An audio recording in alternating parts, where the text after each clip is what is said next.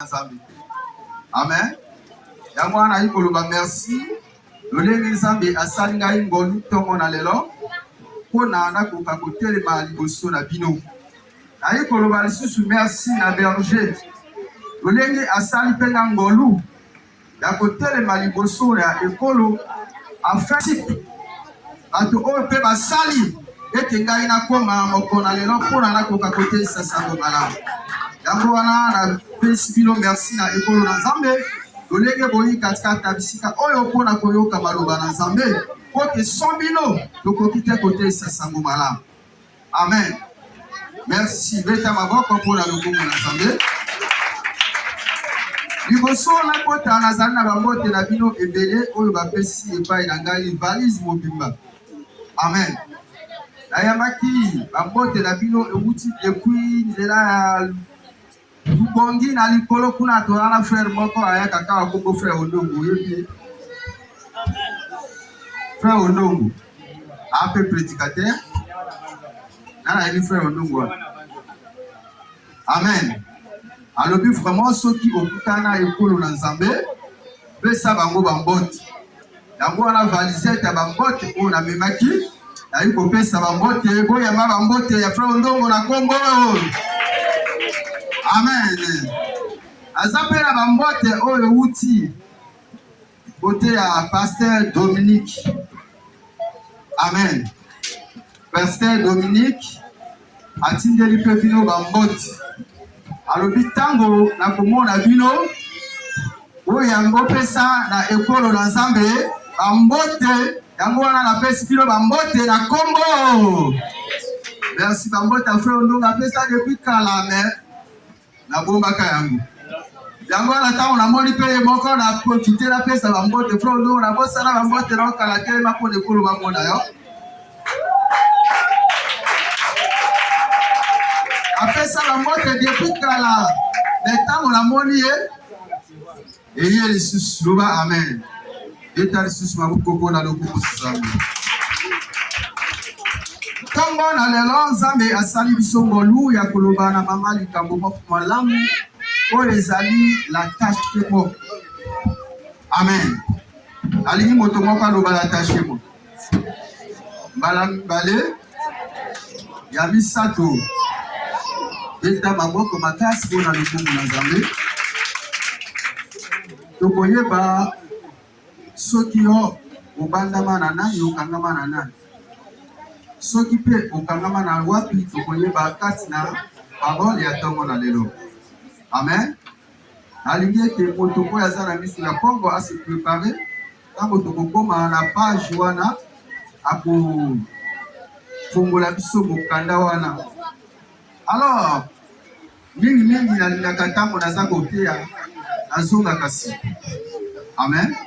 Mpona kozonga na esika oyo nasukaka mpona kobanda lisusu nouveau départ. Amen. Un jour, Nalobaka a su l'opportunité. Alléluia. Est-ce que je se souviens na Kemwana? Amen. A parlé sur l'opportunité. Alobaka est qui pour rater que jamais l'opportunité. Opportunité, ce qui est plus s'améliorer, pour rater que yango. Le Baranga frère m'aider pour rater l'opportunité pour eux. Le Baranga frère m'aider pour rater l'opportunité pour eux. Le Baranga kasi fait ça dans une jour. Le Baranga frère m'aider pour rater l'opportunité pour eux. Amen. Le Baranga les alléluia. Le Baranga les alléluia. Le Baranga les alléluia. Il sait quoi y a bon moyen. Ete nyonso oyanga oyo kufaka tongo na lelo zo sekwa elongo na Yesu. Onote!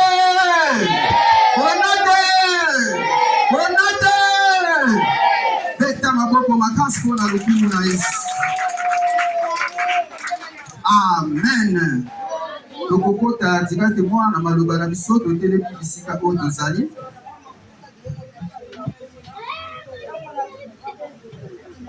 Moto oyo aza na miso ya pamba ndenge na uti koloba soki azali parole eza na tableau.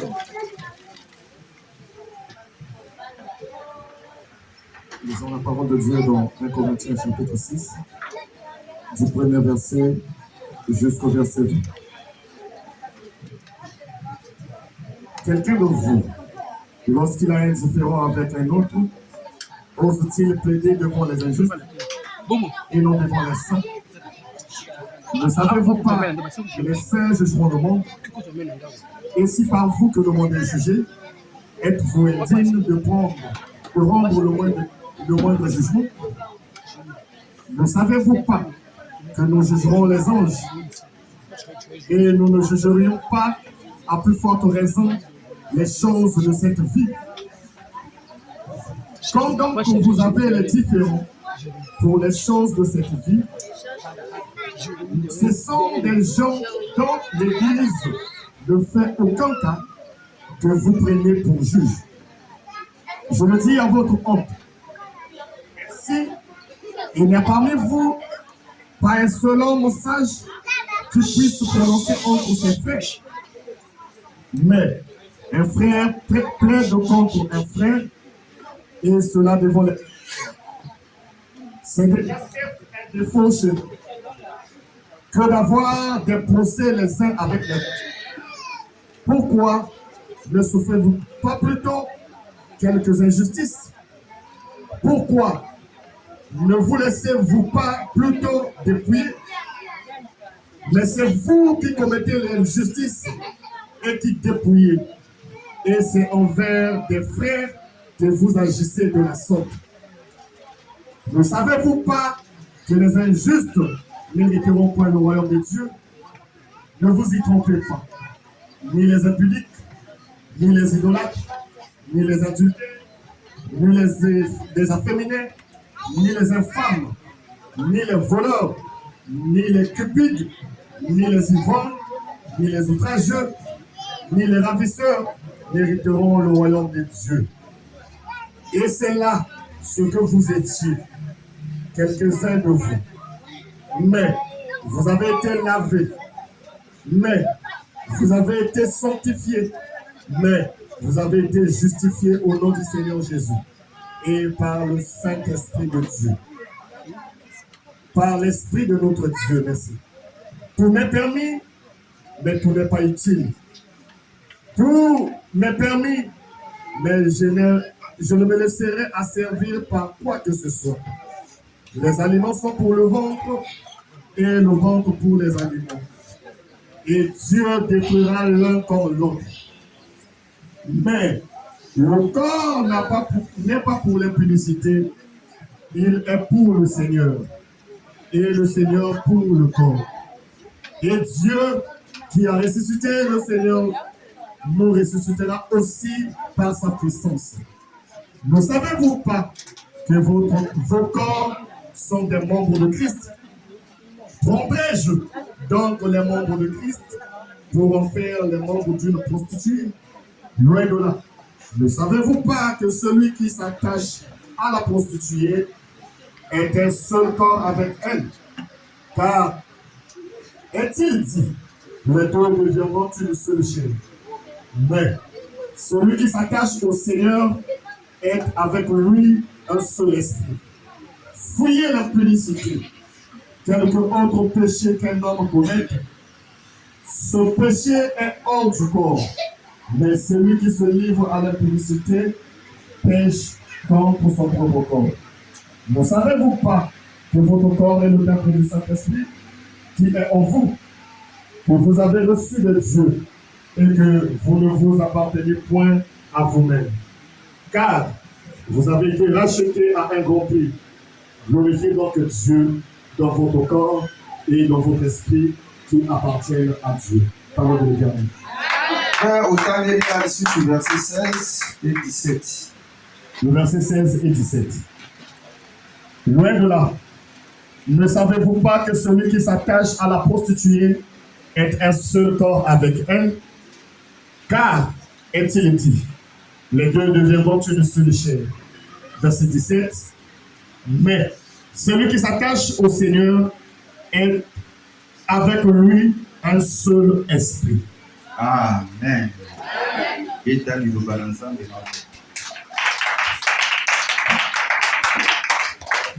Merci.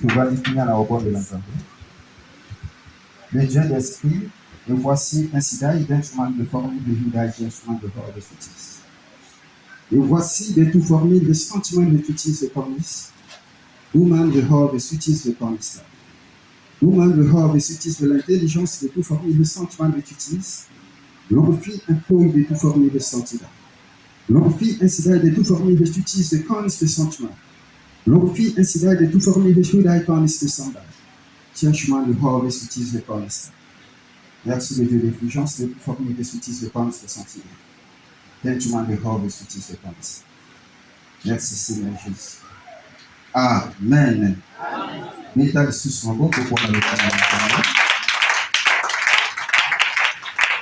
Amen. Liboso na kota na lingi na pesa témoignage, akobanda na témoignage. Amen. Vraiment on a kumisi Nzambe parce que wuta mokolo ya dimanche oyo pasteur apesakanga programme ya kuteya mokolo ya lelo. Vraiment na bunzi na koluka thème ya koloba na zwiti na tati maloba na tati na tangi ezoyaka te. Amen. Mercredi na yi awa nayoki maloba thème ezoyaka te. Avandi boye lobi moko na ndako na ntongo avant na bima na tangi parole thème ezoyaka te. Amen. Nakomi kobima na lobi comme c'est comme ça, nako prêcher sans thème. Tango nazo yaka motema na ngai vraiment eza komi tulisama depuis oyo na banda kote ya natikala te kote ya sans thème. Amen. Apesaka toujours thème avant na te. Mais motema na ngai nzela ezobu. Nicole na ngai ni na place wana ali kozwa te. Amen. Yango wana tango nazwi thème na lobi gloire à Jésus. Kaka na thème oyo nazwi oyo yepo na kunzia wana kaka ndenge nazwi awa na kote ya be kaka na yango. Amen. Yango wana tango na lelo na ko parler na yo sur l'attachement. Amen. Alors wuta mikolo oyo eleki bazali ko sala na Nzambe baza kolemba te mpo na ko persévérer na côté sangai na yo sango malamu. Amen. Banda mikolo ebele bazali ko parler biso sur la apôtre Paul. Azoloba na apôtre Paul. Amen. Mikolo ebele awa bazo parler biso kaka na moto wana. Pourquoi bazo parler na témoignage de l'apôtre Paul? Parce que l'apôtre Paul a zalaki attaché na Nzambe. Nzambe tango azuye alobi ke na kokomisa yo instrument. Alléluia. Alobi na kokomisa yo instrument na ngai. Alors apôtre Paul atikaki Nzambe te, azalaki attaché na ye. Malgré mignon, malgré nyonso oyo bazalaki kosalela ye akoloko, mais apôtre Paul atikalaki attaché na Nzambe. Amen. Voilà pourquoi kino lelo bazali kopesa biso témoignage ya l'apôtre Paul. Or soki azalaka attaché na Nzambe te kasi lelo tokoki koloba na ye. Amen.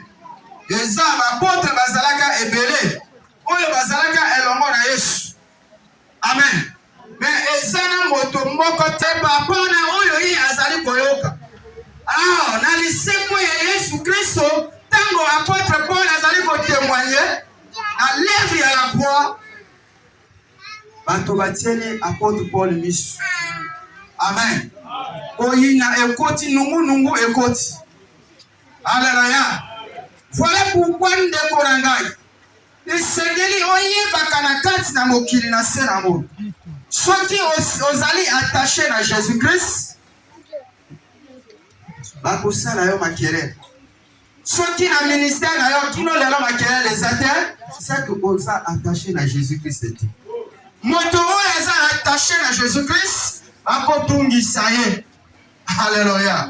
Alléluia. Yasi ozolanda na ntongo na lelo. Yasi ozolanda na ntongo na lelo.